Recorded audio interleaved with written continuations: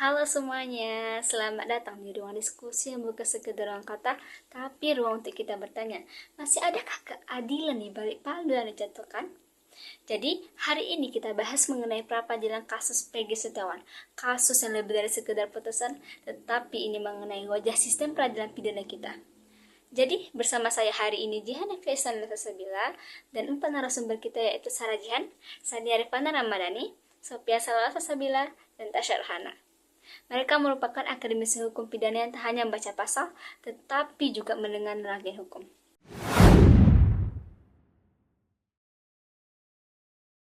Jadi, langsung saja kita ke Mbak Sania.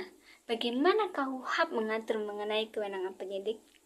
Baik, terima kasih Mbak Jihan. Mari kita mulai dari hulunya, yang dimana kewenangan penyidik di dalam KUHP memberikan kuasa pada mereka tapi bukan menjadi pagar. Yang pertama yaitu ada pasal 1, angka 14 KUHP yang dimana menyebut bahwa penyidik mencari bukti tetapi bukan menebak. Dan selanjutnya itu ada pasal 184 KUHP yang dimana secara tegas harus ada 2 alat bukti sehingga alat bukti ini memberikan bukti yang sah sebelum menetapkan seorang sebagai tersangka.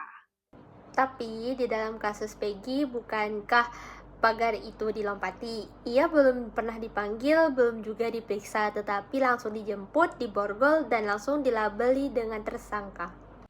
Dan itu melanggar bukan hanya satu tetapi banyak hal. Menurut putusan MK nomor 21 garis miring peraturan undang-undang strip 12 garis miring 2014 yang menegaskan bahwa penetapan tersangka harus didahului oleh pemeriksaan dan bukti minimal. Ini bukanlah pilihan prosedural melainkan sebuah konstitusional. Sayangnya, dalam praktik, kita lebih sering melihat prosedur dianggap sebagai beban administrasi, padahal ia adalah jantung keadilan itu sendiri. Lalu jika prosedur hukum diabaikan, apakah kita masih bisa menyebut itu penegakan hukum?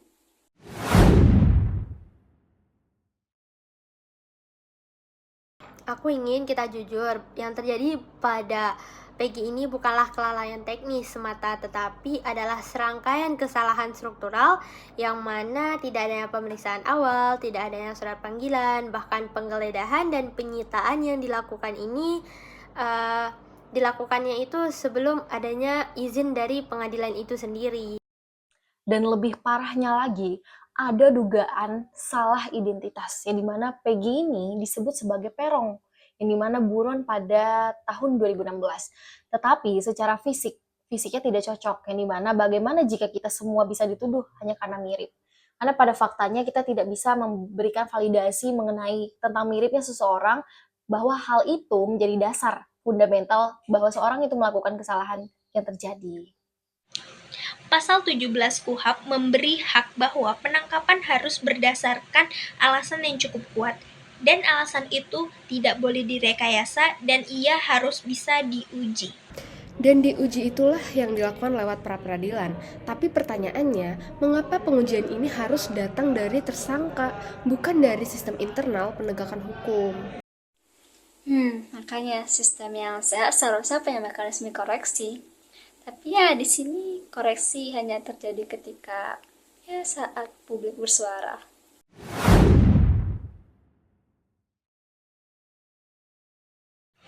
Menurut putusan MK nomor 21 garis miring peraturan undang-undang strip 12 garis miring 2014 adalah napas baru dalam pra-peradilan. Ia menegaskan bahwa penetapan tersangka dapat diuji di dalam pra-peradilan. Ini merupakan langkah yang progresif, tetapi apakah aparat sudah siap dengan langkah tersebut? Dan bukan hanya siap, tapi juga sadar. Karena setelah putusan MK, setiap langkah penyidik, penetapan, penggeledahan, penyitaan, semua bisa diuji. Tapi kadang kita temukan di lapangan, aparat justru alergi terhadap pra-peradilan, seolah-olah diuji berarti dipermalukan. Padahal diuji bukanlah sebuah penghinaan. Diuji adalah bagian dari keadilan yang prosedural. Ingat asas due process of law. Tanpa prosedur, semua penegakan jadi pembajakan. Jadi sudah jelas, pra-peradilan bukan pelengkap, tetapi ia adalah pengawas. Dan dalam kasus Peggy, ia telah berfungsi, meski mungkin terlambat 8 tahun.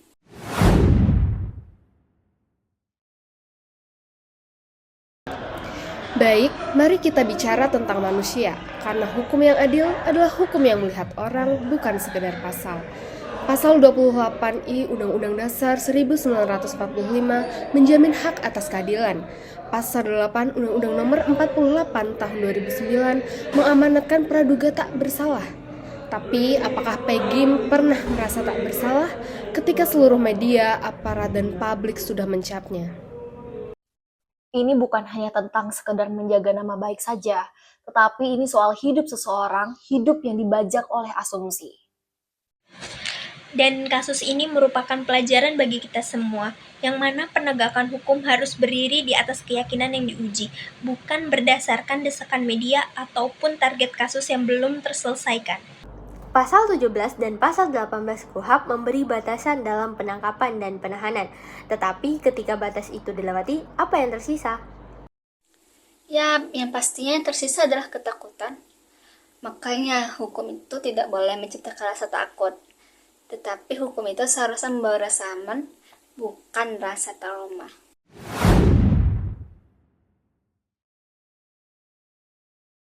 Rekan-rekan, kita telah membeda satu kasus, tapi yang kita lihat bukan hanya dokumen, melainkan wajah hukum kita sendiri. Dan jika wajah itu retak, maka tugas kita adalah menyembuhkannya, bukan menutupinya. Pra-peradilan bukan hanya sekedar prosedur saja, ia adalah pagar yang digunakan untuk melindungi kita semua dari kesewenangan. Penetapan tersangka bukan sekedar formalitas, ia menyangkut martabat. Dan martabat adalah inti dari keadilan itu sendiri. Maka, biarkanlah putusan pra-peradilan ini menjadi pengingat untuk kita semua, bahwa keadilan tak datang sendiri, tetapi ia harus diperjuangkan, dan hukum tidak boleh kehilangan hatinya. Hari ini, kita tidak hanya membahas satu putusan, tetapi kita telah membuka tabir tentang bagaimana hukum dijalankan atau disalahgunakan. Maka dari kasus Peggy Setiawan menunjukkan satu hal, bahwa ketika prosedur diabaikan dan kewenangan dilebihkan, maka keadilan bisa berubah mewujud menjadi kekuasaan. KUHP, konstitusi, dan putusan Mahkamah Konstitusi semuanya sudah memberi pagar, tapi pagar hukum tidak ada gunanya jika memegang palu melompati pagar itu sendiri. Keadilan tak bisa hanya dijadikan slogan saja, ia harus bisa diwujudkan melalui hati-hati, melalui prosedur, dan melalui empati. Kita tidak butuh hukum yang tumpul ke atas namun tajam ke bawah. Kita butuh hukum yang rata pada prinsip dan tinggi pada nilai kemanusiaan. Pra-peradilan telah menunjukkan kekuatannya, bukan untuk melemahkan penyidik, tetapi untuk menegakkan keadilan bagi kita semua. Dan yang harus kita jaga bukan hanya hukum tertulis, tapi ruh dari keadilan itu sendiri. Maka, biarlah diskusi hari ini menjadi pengingat bahwa dalam setiap prosedur hukum, dalam setiap surat penetapan, dan dalam setiap sidang, ada satu hal yang tak boleh kita lupakan, yaitu manusia. Dan selama kita masih percaya bahwa hukum dibuat untuk melindungi manusia, maka kita akan terus menolak ketidakadilan, meski datang dengan wajah yang sah. Terima kasih sudah bersama kami. Sampai jumpa di diskusi berikutnya, di mana hukum tak hanya dibaca, tapi dihidupkan. Jangan lupa like, bagikan, dan jadikan percakapan ini bagian dari perubahan. Wassalamualaikum warahmatullahi wabarakatuh.